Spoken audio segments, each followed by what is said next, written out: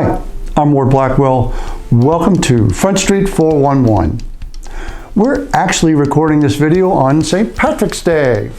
And that reminded me of when we had Dr. Jim Boyle make a guest appearance on the 411 to tell an Irish joke.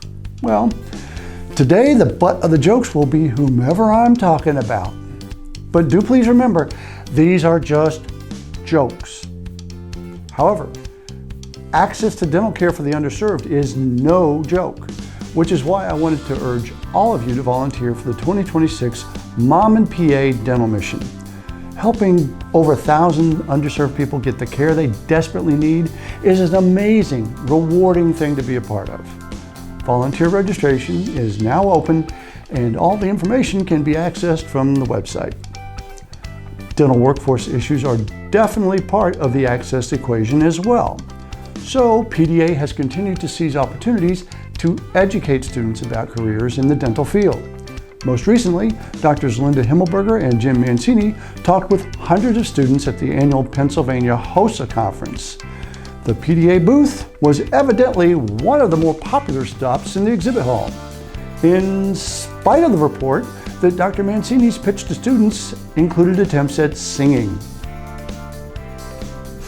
Other developments on the dental workforce front include a recent meeting among stakeholders to discuss a number of issues ranging from accreditation standards to scope of practice to licensure compacts.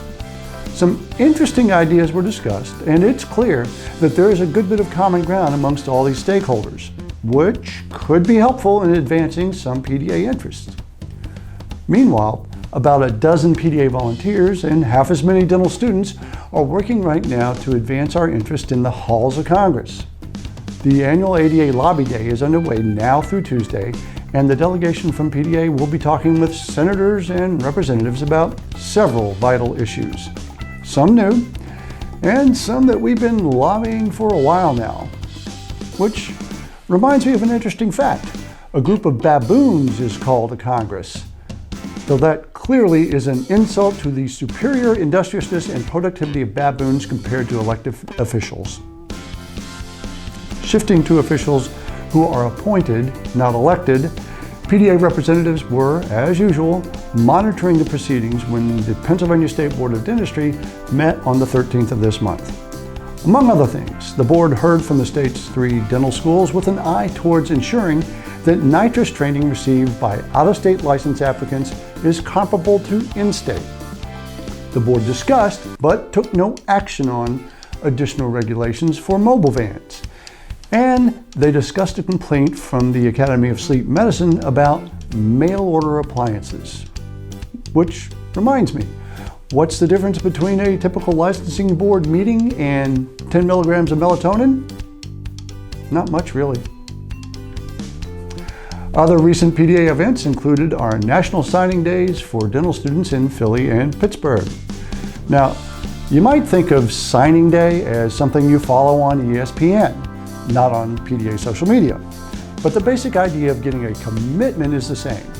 This year, PDA membership staff and volunteers met with scores of fourth-year dental students from all 3 of the major PA dental schools. As the numbers make clear, this year's events were quite well received, and we look forward to welcoming these students as members following graduation. Well, that about does it for this edition of the 411. Hope you all get to experience a little spring by next time.